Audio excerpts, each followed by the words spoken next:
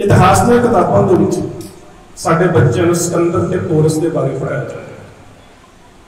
Eco गल बार बार पढ़ाई जाती है और वही साडे बच्चों की मानसिकता दे विच घर कर चुकी है, क्योंकि असीं इतिहास दे विच साडे स्कूलों दे विच साडे सिलेबस दे विच बंदा सिंह बहादुर नहीं पढ़ाया जाता, साडे इतिहास दे विच नवाब कपूर सिंह नहीं पढ़ाया जाता, साडे इतिहास दे विच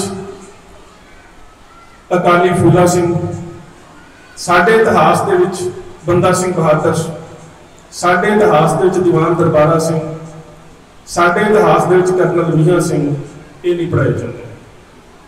साडे इतिहास दे विच केवल इन्ना पढ़ाया जाता है कि चरखा घुमाउण दे नाल आज़ादी मिल जाती है, इहदे तो वध कुछ नहीं पढ़ाया जाता। सिकंदर ते पोरस नूं अहमियत दित्ती जाती है कि इस गल दी जिस सिकंदर ने पोरस नूं गिरफ्तार करने तो बाद कहा सी, पुछया सी अंत इच्छा कि दस तेरे नाल किवें दा सलूक कीता जावे, ते उसने जवाब दिता सी जिवें दा सलूक एक राजा अपने नाल चाहुंदा है वो सलूक मेरे नाल कर। राजा ते कदी नहीं चाहुंदा मेरी मौत हो, राजा थोड़ा चाहुंदा मैं मरां। इहदा मतलब की है कि इस गल दे विचों ओह प्राणां दी भीख मंग रहे, शब्द ही वखरे ने ना। कोई मैनूं कोई कहे मरन तो पहला तू की चाहुंदा, मैं कहां जो तू चाहुंदा ते मतलब जिंदगी चाहुंदा है जिन्हें मैनूं फड़िया, वो क्यों मरेगा मेरी जगह पे। इहदा मतलब कि प्राण मंगण दे प्राणां दी भीख मंगण दे भी शब्दां दे विच टैक्नीकल तरीके हुंदे ने, शब्दां दे विच भी बंदा बहुत कुछ कह जाता है। पर बाबा बंदा सिंह बहादुर की आखिरी ख्वाहिश जी ज्ञानी ज्ञान सिंह उन्होंने तवारीख गुरु खालसा च लिखी है, कभी वो इतिहास के नहीं पढ़ाई जाती। इत्थे पूछा जा रहा है कि तू किवें दा वरताव चाहुंदा है, ते बंदा सिंह बहादुर नूं ख्वाजा बख्तियार काकी की दरगाह के सामने पूछा जा रहा है, बंदा सिंह तू मौत किवें दी चाहुंदा है। उसनूं दिल्ली का फौजदार सरबराह खान पूछ रहा है, बंदा सिंह बहादुर तू मौत किवें दी चाहुंदा है। उसका जवाब भी सानू नहीं पता होगा, क्योंकि सानू इतिहास के नहीं पढ़ाया जाएगा। उस जरनैल का जवाब है, कहना मैंने इवें दी मौत दवी दुनिया की आने वाली उम्मत को यह पता लग सके तू जुल्म कितना कर सकता है, तो मैं अपनी कौम को यह दस सका मैं बर्दाश्त कितना कर सकता। दुनिया में यह पता लग सके तेरे को जबर कितना है, तो मेरी कौम को यह पता लग सके कि मेरे को सबर कितना है। जे मैनू मौत देनी है तो इवें दी मौत देनी। उस वेले सरबराह खान ने पता एक गल कही, कहता नहीं बंदा सिंह नहीं, मैं तेनू मकाउणा नहीं, मैं तेनू झुकाउणा चाहुंदा। मैं तो दुनिया की तवारीख नूं दुनिया के इतिहास को दसना चाहुंदा कि जिस गुरु गोबिंद सिंह के भेजे जरनैल ने पंजाब की धरती के उपर खालसा राज का झंडा गद्दिया सी, मैं उसको अपने सामने झुकाया, मैं उसनूं दीन इस्लाम दे विच लिआंदा। ते बंदा सिंह बहादुर मुस्कुरा के कहता फिर तू अपना जबर परख लै, ते गुरु कृपा करे मैं तेनों अपना सबर विखा सका। औलाद कमजोरी होती है मनुख। बंदा सिंह बहादुर की घर वाली बीबी सुशील कौर जिहड़ी कि दरबारी खाने दे विच अपनी एक दासी प्रतापो दे नाल कैद सी, ਉਹਦੀ गोद ਦੇ ਵਿੱਚੋਂ पौने 4 साल का पुत्र अजय सिंह कढ़ के लिआंदा गया ਤੇ बंदा सिंह बहादुर की गोद ਦੇ ਵਿੱਚ ਲਿਟਾ ਦਿੱਤਾ ਗਿਆ। कौम के जरनैल बाबा बंदा सिंह बहादुर के पैरों के ਵਿੱਚ ਬੇੜੀਆਂ, हत्थों के ਵਿੱਚ हत्थ ਘੜੀਆਂ ਤੇ ਅੱਜ पिता ਤੇ पुत्र का मिलाप 14 ਦਸੰਬਰ 1716 ਦੇ ਵਿਛੜੇ ਹੋਏ ਨੇ ਗੁਰਦਾਸ ਨੰਗਲ ਦੀ ਗੜੀ ਤੋਂ ਬਾਅਦ, ਤੇ 9 ਜੂਨ 1716 ਨੂੰ तकरीबन 7.5 महीने के बाद पिता के पुत्र का मिलाप होया। पर पिता अपने पुत्र को प्यार नहीं कर सकता, क्योंकि हाथ भी बन्ने ने ते पैर भी बन्ने ने। पर अमीन खान के हुक्म के उपर जलाल बंदा सिंह बहादुर का एक हाथ खोलता है, बच्चे को प्यार करने वास्ते नहीं, बल्कि वह हाथ खोल के उसके हाथ में खंजर फड़ा देता है। फारसी दी 2-3 किताबां ने, सियारो मुताखरी, मुंतकिबुल लबाब, एक गुलाम हुसैन की लिखी हुई, एक खाफी खान की लिखी हुई, एक अहवाल खवातीन मोहम्मद कासिम लाहौरी की, मोहम्मद कासिम औरंगाबादी की, इबरतनामा मोहम्मद कासिम लाहौरी का। ਤੇ ਇੱਕ ਇਬਰਤਨਾਮਾ ਮੁਹੰਮਦ ਕਾਸਿਮ ਹਾਰਸੀ ਦਾ। ਇਹ ਤਿੰਨ ਲਿਖਾਰੀ ਇੱਕੋ ਜਿਹੇ ਨਾਮ ਵਾਲੇ ਨੇ।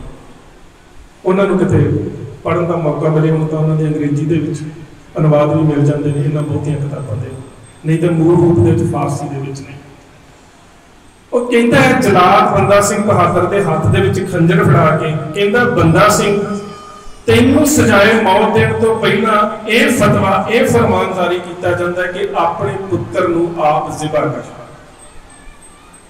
ਤਿੰਨ ਤਰੀਕੇ ਹੁੰਦੇ ਨੇ ਫਤਵਿਆਂ ਦੇ ਵਿੱਚ ਬੰਦੇ ਨੂੰ ਕਤਲ ਕਰਨ ਦੇ। ਇੱਕ ਹੁੰਦਾ ਹਲਾਲ ਕਰਨਾ, ਜਿਹਦੀ ਮੈਂ ਪਹਿਲਾਂ ਗੱਲ ਕੀਤੀ ਸੀ। ਹਲਾਲ ਕਰਨ ਦੇ ਵਿੱਚ ਇਹ ਨਹੀਂ ਹੁੰਦਾ ਕਿ ਬਸ ਗਲਾ ਕੱਟ ਦਿੱਤਾ ਜਾਂਦਾ ਤੇ ਹਲਾਲ ਹੋ ਗਿਆ ਬੰਦਾ, ਇੰਜ ਨਹੀਂ ਹੁੰਦਾ। ਇਹਦੇ 'ਚ ਤਿੰਨ ਚੀਜ਼ਾਂ ਕੱਟੀਆਂ ਜਾਂਦੀਆਂ ਨੇ। ਇੱਕ ਸਾਹ ਵਾਲੀ ਨਾਲੀ ਜਿਸ ਨੂੰ ਈਸੋਫੇਗਸ ਕਹਿੰਦੇ ਆ, ਇੱਕ ਕੈਰੋਟਿਡ ਆਰਟਰੀ ਜਿਹਦੇ ਨਾਲ ਦਿਲ ਨੂੰ ਖੂਨ ਜਾਂਦਾ ਹੈ, ਤੇ ਇੱਕ ਜਿਹੜੀਆਂ ਵੇਨਸ ਹੁੰਦੀਆਂ ਨੇ ਜੁਗਲਰ ਵੇਨਸ ਜਿਨ੍ਹਾਂ ਦੇ ਨਾਲ ਖੂਨ ਤਾਂ ਜਾਂਦਾ ਹੈ। ਖੂਨ ਜਾਣ ਪਾਉਣ ਵਾਲੀਆਂ ਦੋ ਨਾਲੀਆਂ ਕੱਟੀਆਂ ਜਾਂਦੀਆਂ ਨੇ, ਇੱਕ ਸਾਹ ਵਾਲੀ ਨਾਲੀ ਕੱਟੀ ਜਾਂਦੀ ਹੈ। ਪਰ ਜਿਹੜੀ ਪਿੱਛੇ ਰੀੜ ਦੀ ਹੱਡੀ ਹੁੰਦੀ ਹੈ ਉਹਦੇ ਉੱਪਰ ਟੱਕ ਨਹੀਂ ਲੱਗਣ ਦਿੱਤਾ ਜਾਂਦਾ, ਕਿਉਂਕਿ ਦਿਮਾਗ ਦਾ ਜਿਹੜਾ ਸਾਰਾ ਕਨੈਕਸ਼ਨ ਹੈ ਉਹ ਰੀੜ ਦੀ ਹੱਡੀ ਦੇ ਵਿੱਚੋਂ ਦੀ ਹੁੰਦਾ ਹੈ ਕਿ ਬੰਦੇ ਦੀ ਮੌਤ ਤਾਂ ਹੋਵੇ, ਸਾਹ ਨਿਕਲ ਜਾਵੇ, ਖੂਨ ਨਿਕਲ ਜਾਵੇ, ਪਰ ਉਹਨੂੰ ਦਰਦ ਮਹਿਸੂਸ ਹੁੰਦਾ ਹੈ। ਹਲਾਲ ਕਰਨ ਦਾ ਵੀ ਤਰੀਕਾ। ਦੂਸਰਾ ਹੁੰਦਾ ਜ਼ਿਬਾ ਕਰਨਾ। ਜ਼ਿਬਾ ਕੀਤਾ ਜਾਂਦਾ ਹੈ ਛਾਤੀ ਤੋਂ ਲੈ ਕੇ ਧੌਣ ਤੋਂ ਲੈ ਕੇ ਛਾਤੀ ਦੇ ਅੰਤਮ ਹਿੱਸੇ ਤੱਕ ਸਿੱਧਾ ਚੀਰਿਆ ਜਾਂਦਾ। ਇੱਕ ਹੁੰਦਾ ਜ਼ਰਾਹਰਾ ਕਰਨਾ, ਉਹ ਸਿੱਧਾ ਛਾਤੀ ਦੇ ਵਿੱਚ ਖੰਜਰ ਮਾਰਿਆ ਜਾਂਦਾ। ਸੋ ਤਿੰਨ ਤਰੀਕੇ ਨੇ। ਇੱਥੇ ਬੰਦਾ ਸਿੰਘ ਬਹਾਦਰ ਨੂੰ ਕਿਹਾ ਗਿਆ ਕਿ ਆਪਣੇ ਪੁੱਤਰ ਨੂੰ ਜ਼ਿਬਾ ਕਰਨਾ। ਕੌਮ ਦੇ ਜਰਨੈਲ ਦੇ ਹੱਥ ਦੇ ਵਿੱਚ ਖੰਜਰ ਹੈ ਤੇ ਉਹਦਾ ਜਵਾਬ ਪਤਾ ਕੀ ਹੈ? ਕਹਿੰਦਾ, ਬਾਦਸ਼ਾਹ ਮੇਰੀ ਗੋਦੀ ਦੇ ਵਿੱਚ ਮੇਰਾ ਪੁੱਤ ਪਿਆ ਤੇ ਜਿਸ ਗੁਰੂ ਨੇ ਮੈਨੂੰ ਖੰਡੇ ਬਾਟੇ ਦੀ ਪਹੁੰਚ ਦਿੱਤੀ ਸੀ ਨਾ, ਉਸ ਗੁਰੂ ਨੇ ਕਿਹਾ ਸੀ ਮਜਲੂਮ ਤੇ ਮਾਸੂਮ ਦੇ ਉੱਪਰ ਜ਼ੁਲਮ ਨਹੀਂ ਕਰਨਾ। ਬਾਦਸ਼ਾਹ ਤੂੰ ਮੇਰਾ ਦੁਸ਼ਮਣ ਹੈ, ਜੇਕਰ ਤੇਰਾ ਪੁੱਤ ਮੇਰੀ ਗੋਦੀ 'ਚ ਪਿਆ ਹੁੰਦਾ ਮੈਂ ਤਾਂ ਵੀ ਜ਼ਿਬਾ ਨਾ ਕਰਦਾ। ਇਹ ਤਾਂ ਫਿਰ ਮੇਰਾ ਆਪਣਾ ਪੁੱਤ ਹੈ। ਮੇਰੇ ਦੁਸ਼ਮਣ ਦਾ ਪੁੱਤ ਵੀ ਮੇਰੀ ਗੋਦੀ ਦੇ ਵਿੱਚ ਪਿਆ ਹੁੰਦਾ ਮੈਂ ਜ਼ਿਬਾ ਨਾ ਕਰਦਾ। ਅਖੀਰ ਬੱਚੇ ਨੂੰ ਲੱਤ ਤੋਂ ਫੜ ਕੇ ਖਿੱਚਿਆ ਗਿਆ। ਇਸਲਾਮੀ ਤਾਰੀਖ ਦੇ ਮੁਤਾਬਕ, ਮੈਂ ਸਿੱਖ ਇਤਿਹਾਸ ਦੇ ਵਿੱਚੋਂ ਗੱਲ ਨਹੀਂ ਕਰ ਰਿਹਾ ਕਿਉਂਕਿ ਮੌਕੇ ਦੇ ਉਹ ਗਵਾਹ ਨੇ, ਅਸੀਂ ਇਤਿਹਾਸ ਬਾਅਦ 'ਚ ਲਿਖਿਆ। ਮੌਕੇ ਦੀ ਤਾਰੀਖ ਦੇ ਮੁਤਾਬਕ ਬੱਚੇ ਦੇ ਛੋਟੇ ਛੋਟੇ ਟੁਕੜੇ ਕੀਤੇ ਗਏ। ਉਹਦਾ ਖੂਨ ਬੰਦਾ ਸਿੰਘ ਬਹਾਦਰ ਦੇ ਸਾਰੇ ਮੂੰਹ ਤੇ ਮਾਰ ਦਿੱਤਾ। ਉਹਦਾ ਧੜਕਦਾ ਦਿਲ ਕੱਢ ਕੇ ਬੰਦਾ ਸਿੰਘ ਬਹਾਦਰ ਦੇ ਮੂੰਹ ਦੇ ਵਿੱਚ ਤੁੰਨ ਦਿੱਤਾ। ਉਹਦੇ ਜਿਸਮ ਦੇ ਟੁਕੜਿਆਂ ਦਾ ਹਾਰ ਬਣਾ ਕੇ ਬੰਦਾ ਸਿੰਘ ਬਹਾਦਰ ਦੇ ਗਲ ਦੇ ਵਿੱਚ ਪਾ ਦਿੱਤਾ। ਤੇ ਦਿੱਲੀ ਦਾ ਫੌਜਦਾਰ ਸਰਬਰਾਹ ਖਾਨ ਮੁਸਕਰਾ ਕੇ ਕਹਿੰਦਾ ਬੰਦਾ ਸਿੰਘ ਤੇਰੀ ਗੋਦੀ ਦੇ ਵਿੱਚ ਤੇਰੇ ਪੁੱਤਰ ਦਾ ਸਿਰ ਪਿਆ, ਅਜੇ ਵੀ ਤੇਰੇ ਕੋਲ ਵਕਤ ਹੈ, ਦੀਨੇ ਇਸਲਾਮ ਕਬੂਲ ਕਰ ਲਾ, ਜਾਨ ਬਚ ਸਕਦੀ ਹੈ। ਬੰਦਾ ਸਿੰਘ ਮੁਸਕਰਾ ਪਿਆ, ਹੱਸ ਪਿਆ, ਕਹਿੰਦਾ ਪਾਗਲ ਹੋ ਗਿਆ? ਕਹਿੰਦਾ ਨਹੀਂ, ਪਾਗਲ ਨਹੀਂ ਹੋਇਆ। ਮੁਸਕਰਾਇਆ ਇਸ ਕਰਕੇ ਹੈ ਕਿ ਇੱਕ ਕਰਜ਼ਾ ਰਹਿੰਦਾ ਸੀ ਤੂੰ ਉਹ ਵੀ ਲਾ ਦਿੱਤਾ। ਜਿਸ ਗੁਰੂ ਨੇ ਮੈਨੂੰ ਖੰਡੇ ਬਾਟੇ ਦੀ ਬਹੁਤ ਬਖਸ਼ਿਸ਼ ਕੀਤੀ ਸੀ ਉਹਨੇ ਆਪਣੇ 4 ਪੁੱਤਰਾਂ ਦੇ ਸਿਰ ਮੇਰੀ ਝੋਲੀ 'ਚ ਪਾਏ ਸੀ। ਅੱਜ ਮੈਂ ਸੁਰਖਰੂ ਹੋ ਗਿਆ ਕਿ ਆਪਣੇ ਪੁੱਤਰ ਦਾ ਸਿਰ ਆਪਣੀ ਗੋਦ 'ਚ ਲੈ ਕੇ ਗੁਰੂ ਦੀ ਗੋਦ 'ਚ ਜਾ ਰਿਹਾ। ਮੈਂ ਤਾਂ ਸੁਰਖਰੂ ਹੋ ਗਿਆ। ਕਹਿੰਦਾ ਬੰਦਾ ਸਿੰਘ ਹੁਣ ਫਿਰ ਗੱਲ ਉੱਥੇ ਆ ਜਾਂਦੀ ਹੈ ਜੋ ਸਾਡੇ ਇਤਿਹਾਸ 'ਚ ਨਹੀਂ ਪੜ੍ਹਾਈ ਜਾਂਦੀ। ਕਹਿੰਦਾ ਬੰਦਾ ਸਿੰਘ ਜੇ ਮੌਤ ਹੀ ਕਬੂਲ ਕਰਨੀ ਹੈ, ਦੱਸ ਮੌਤ ਕਿਵੇਂ ਦੀ ਦਿੱਤੀ ਜਾਵੇ?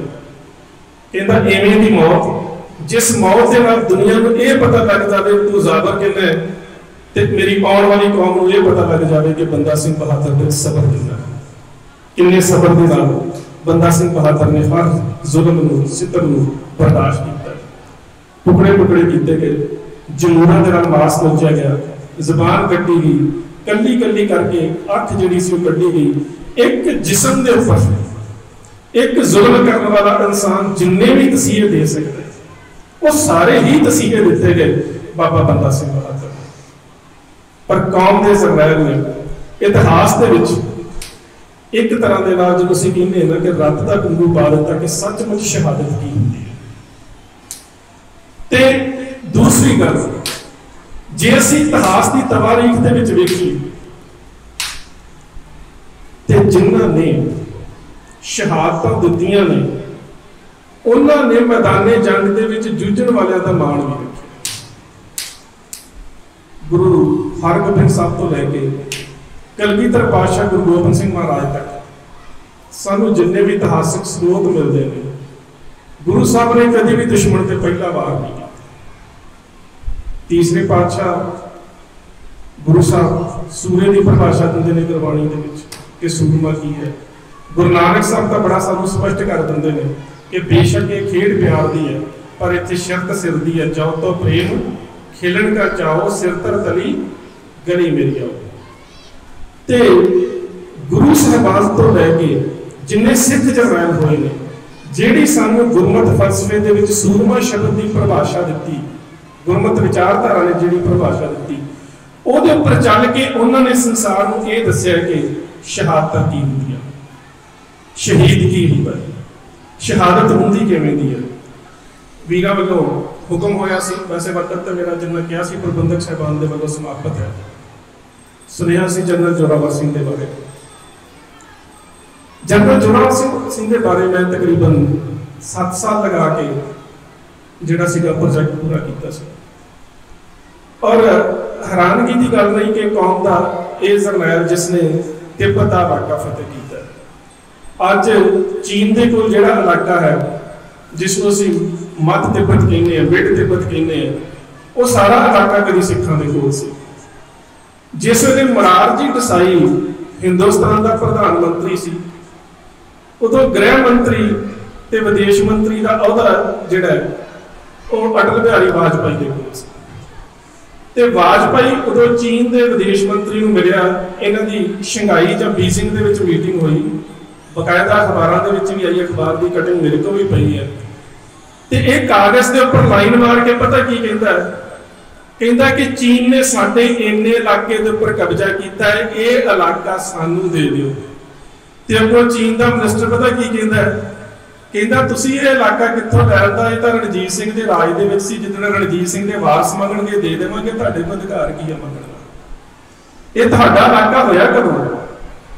तुसीं तां अजे तक इस पासे काबज हो ही नहीं सके। इत्थे जे काबज होया ते रणजीत सिंह दा जरनैल जोरावर सिंह काबज होया है, जिहड़ा 12 दिसंबर 1841 नूं मध्य तिब्बत दे विच टकलाकोट के कोल शहीद होया सी। उस बंदे ने 4 बारी लद्दाख नूं फतेह कीता है। 1806 दे विचों शेरे पंजाब महाराजा रणजीत सिंह दे कोल आया सी ते उसने पहले इलाके जितण तो बाद जदों दोबारा फिर लाहौर दरबार दे विच आया, इसका जिक्र ज्ञानी ज्ञान सिंह उन्होंने तवारीख गुरु खालसा दे विच भी कीता है ते पंथ प्रकाश दे विच भी कीता है। वो आके कहता शेरे पंजाब च हुक्म करे तो सारा चीन जित लवांगे। ते उस वेले शेरे पंजाब ने क्या कहता, नहीं अजे सानू आह राह ढकण की लोड़ है, चीन ते उहदे पासों साडे तो कोई हमलावर होके नहीं आ रहा, असीं पहला जलालाबाद सुल्तानपुर काबल वाला राह जिथे तालिबान हुकूमत आई है, पहला असीं वो रस्ता ढकना, इधर बाद च वेखांगे। पर फिर भी उस जरनैल ने 1834 तो लैके 1841 तक अपनी जिंदगी के उस मुहिमां के सफर के दौरान 4 बारी लद्दाख नूं फतेह कीता। अखीर ते जाके टोयो कबीला टकलाकोट दे कोल उस कबीले दे नाल वो सारे पासियां तो घिर गया। कुछ कारण भी सीगे कि जिहड़ी फौज सी उहदे नाल वो ज़्यादातर साडी लाहौर दी पंजाब वाली फौज सी ते पहाड़ां दे विच ते बर्फ दे विच साडी फौज नूं कोई लड़न दा बहुता ज़्यादा तजर्बा नहीं सी, क्योंकि ये उन्हां दी उस इलाके दे विच इस इन्नी उच्ची उचाई दे उपर पहली मुहिम सी। दूसरी गल सी कि जदों बिल्कुल अध दे विच चले गए तो सारे पासे तो उन्हां दी सप्लाई लाइन टुट गई, जिहड़ी उन्होंने नीमो लद्दाख ते लेह दे विच बनाई हुई सी, क्योंकि सारे पासे जिहड़ी बर्फ पै गई। उन्हां दे कोल ना असला पहुंच सकिया, ना उन्हां दे कोल रसद पहुंच सकी। उन्हां दी एक राइफल मेरे कोल पई है मेरी लाइब्रेरी दे विच। मैं उस राइफल नूं वेखदा सी कि इंज लगदा सी इहदा बट किसी ने कट्टिया हुंदा है। कोई 13 फुट लंबी राइफल है। पहला मैं ही सोचता सी कि शायद बट टुट गया होगा, पुराना है, किसी ने कट दिता होगा। पर मैनू पिछे जे एक अंग्रेजी की किताब फिर मिली, जो उहदे उपर खोज कर रहा सी, तो उहदे विच उस अंग्रेज लिखारी ने बड़ी प्यारी गल लिखी है। कहता सिखां दे उस जंग दे विच ये हालात हो गए कि आसे पासे तो इन्ना घिर गए कि उन्हां दे कोल उस ठंड दे विच अग बालण दे वास्ते लकड़ां भी नहीं सन, ते उन्हां ने आप ही अपनियां बंदूकां दे बट वड्डे ते अग बाली। ਉੱਥੋਂ ਮੈਨੂੰ पता लगा कि जिन्नियां क बंदूकां मैं उत्थे वेखियां ते जिहड़ी मेरे कोल है भी इहदे बट क्यों कट्टे होए, ये उसका कारण सी कि उन्हां दे कोल लकड़ा भी नहीं सी, सारे पासे बर्फ, सारे पासे तो घिर गए, गिनती बहुत थोड़ी रह गई। बर्फ की रोशनी के नाल बहुत सारे सिख अंधे हो चुके सी, क्योंकि उन्हां दे विचों कोई 300 सिख बच के आया सी शिमले के रस्ते, उन्हां दी सारिਆਂ दी नज़र जा चुकी सी, सारे पासे तो घेरा पै गया। ते ये जिहड़ा जरनैल सी जोरावर सिंह, लड़दे लड़दे ਇਹਦੀ ਪਹਿਲਾਂ ਤਾਂ ਲੱਤ ਦੇ ਵਿੱਚ ਗੋਲੀ ਲੱਗੀ, ਹੈ ਘੋੜੇ ਤੋਂ ਥੱਲੇ ਡਿੱਗ ਪਿਆ, ਫਿਰ ਵੀ ਇਹਦੇ ਨੇੜੇ ਆਉਣ ਦੀ ਕਿਸੇ ਨੇ ਹਿੰਮਤ ਨਾ ਕੀਤੀ। ਤੇ ਇੱਕ ਤਿੱਬਤੀ ਨੇ ਵੁੰਗ ਸਾਡੇ ਨਿਹੰਗ ਸਿੰਘਾਂ ਦੇ ਵਰਸ਼ੇ ਜ਼ਿਆਦਾ ਵੱਡੇ ਹੁੰਦੇ ਨੇ, ਇਹਦੇ ਕੋਲ ਅੱਧੇ ਕਸਾਈ ਦਾ ਵਰਸ਼ਾ ਹੁੰਦਾ, ਉਹਨੂੰ ਵੁੰਗ ਕਹਿੰਦੇ ਨੇ ਤਿੱਬਤੀ ਭਾਸ਼ਾ ਦੇ ਵਿੱਚ। ਦੂਰੋਂ ਇੱਕ ਵੁੰਗ ਮਾਰਿਆ, ਇਹਦੀ ਛਾਤੀ ਜਾ ਕੇ ਵੱਜਾ।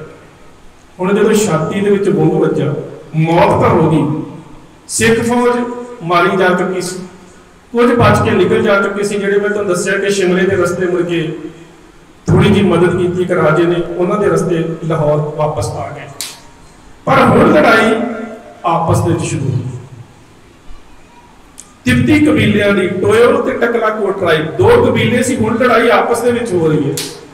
हुण लड़ाई इस गल तो हो रही है कि जिहड़े टोयो ते तिब्बती कबीले ने, अजे भी किते जाके तुहानूं जाण दा मौका मिले किते तिब्बत, उन्हां नूं पुछो, ਉਹ ਆਪਣੇ ਘਰਾਂ ਦੇ ਵਿੱਚ शिकार ਕਰਨ ਤੋਂ ਬਾਅਦ ਸ਼ੇਰ ਦਾ ਮਾਸ ਜਿਹੜਾ ਜ਼ਰੂਰ ਰੱਖਦੇ ਨੇ। ਕਿਸੇ ਵੀ ਐਵੇਂ ਦੇ ਜੰਗਲੀ ਜਾਨਵਰ ਦਾ, ਬਘਿਆੜ ਹੋ ਜਾਵੇ, ਸ਼ੇਰ ਹੋ ਜਾਵੇ, ਇੱਥੋਂ ਤੱਕ ਭਾਵੇਂ ਜੰਗਲੀ ਸੂਰੀ ਹੋਵੇ, ਉਹਦਾ ਮਾਸ ਆਪਣੇ ਘਰਾਂ 'ਚ ਟੰਗਦੇ ਨੇ। ਤੇ ਇਹ ਉਹਨਾਂ ਦਾ ਇੱਕ ਵਿਸ਼ਵਾਸ ਹੈ। ਜਿਸ ਤਰ੍ਹਾਂ ਸਾਡੇ ਕਈ ਵਿਸ਼ਵਾਸ ਵਹਿਮਾਂ ਭਰਮਾਂ ਦੇ ਨਾਲ ਜੁੜੇ ਹੁੰਦੇ ਨੇ। ਬਿੱਲੀ ਰਾਹ ਕੱਟ ਗਈ ਜੀ, ਅੱਗੇ ਨਹੀਂ ਜਾਣਾ, ਅਕਸਰ ਉਹਨੇ ਤਾਂ ਸੜਕ ਕ੍ਰਾਸ ਕਰਨੀ ਹੈ ਵਿਚਾਰੀ। पर किते ना किते साडी मानसिकता दे विचों वहम जिहड़े ने वो पै जाते हैं। सो उन्हां दी मानसिकता दे विच इहनूं वहम कह लो, उन्हां दा विश्वास कह लो। वो कहंदे ने कि जे तुहाडे घर दे विच किसी ना किसी बहादुर जंगली जानवर दा मास जां कोई ओहदी निशानी पई है, ते तुहाडे घर विच पैदा होण वाले बच्चे जिहड़े ने वो भी बहादुर होणगे, उन्हां नूं डर नहीं आवेगा, वो डरपोक नहीं होणगे। हुण लड़ाई पता किस गल तो हो रही है? लड़ाई इस गल तो हो रही है कि यह जिहड़ा सिख लड़दा शहीद हो गया जोरावर सिंह, ये शेर तो किते वध दलेर है। ते लड़ाई इस गल तो हो रही है कि इहदी लाश असीं लैके जानी, असीं घरां 'च मांस रखना, दूजे कहंदे असीं लाश लैके जानी। हुण लड़ाई लाश तो हो रही सी कि इहदा मांस घर 'च नहीं रखना, इहदे वाल घर 'च असीं रखने ने। उसे मैदाने जंग दे विच मुੱਲ पाया जाता है। उस मैदाने जंग दे विच उस जरनैल नूं टुकड़े टुकड़े करके कट्टिया जाता है, ते उहदे वालां तो लैके उहदा जिहड़ा मांस है वो सारा मुੱਲ विकदा मैदाने जंग दे विच। ते तिब्बती लोग जिहड़े ने बड़े चाह दे नाल अपने घरां च लिजा के वो मांस दे टुकड़े जिहड़े ने वो टंगदे ने। उहदा एक खब्बा हत्थ बचदा जिहड़ा अज भी उत्थे टकलाकोट दबिया होया, उहदे उपर उन्हां पत्थर दी छोटी जी समाधि बनाई है। ਜਦੋਂ मैं गया तो मैं एक तिब्बता की बच्ची नूं पुछया, मैं कहा कि उस इलाके जाना है, कहती सिंगलाबा चौंटन अपनी भाषा च कहती। मैं कहा इहदा मतलब मैनूं जिहड़ा नाल वीर सी उसने दस्सिया, कहती भी ये पुछ रही है तू उस थां ते जाना जिथे शेर सुता है? अजे सिंगलाबा चौंटन सिंह शेर जिथे शेर सुता है। मैं कहा उस जगह ते जाना। उस तिब्बती वीर ने मैनूं दस्सिया, कहता कि साडे कबीले दे विच जदों कोई बच्ची गर्भवती हो जाती है तो साडे धार्मिक गुरु इस सिंह दी जिहड़ी कबर है, जिहड़ी उन्हां बनाई हुई समाध है, इत्थे जाके अरदास करते हैं कि जे इस बच्ची दे घर पुत्र पैदा होए तो इस जरनैल दे घर। ये साडा शहादतां दा विरसा है। और मेरे ख्याल दे नाल ये जिहड़े शहादतां दे संकल्प ने, जिस तरह के गुरु साहबान ने सानू बख्शिश कीते ने, दुनिया के इतिहास के विच सानू नहीं मिलते। और असीं तां उस दौर के विच भी गल करिए मुल्तान की, शेरे पंजाब महाराजा रणजीत सिंह ने वक्त का पता ठीक है जी, वक्त तो समाप्त हो गया, किते फिर मौका मिले अगले किसी विषय को फिर तुहाडे नाल छूण दा यतन करांगे। इन्नियां बेनतियां प्रवान फतेह दी साथ प्यार सहित आखना जी। वाहिगुरू जी का खालसा वाहिगुरू जी की